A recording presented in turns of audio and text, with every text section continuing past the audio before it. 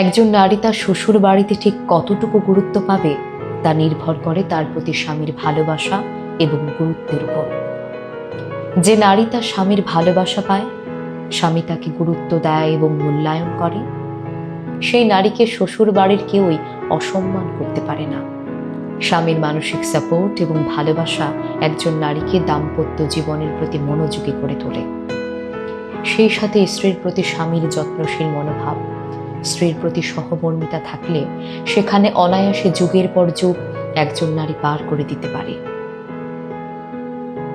স্ত্রীকে ঠিক ততটুকুই গুরুত্ব দিন যতটুকু গুরুত্ব পেলে সে নিজেকে আপনার বাড়িতে কখনোই অসহায় মনে করবে না।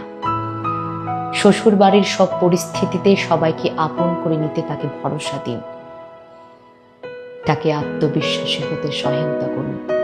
না হয় শ্বশুর বাড়িতে একটা দিন টিকে থাকাই সেই নারীর জন্য অসম্ভব হয়ে ওঠে।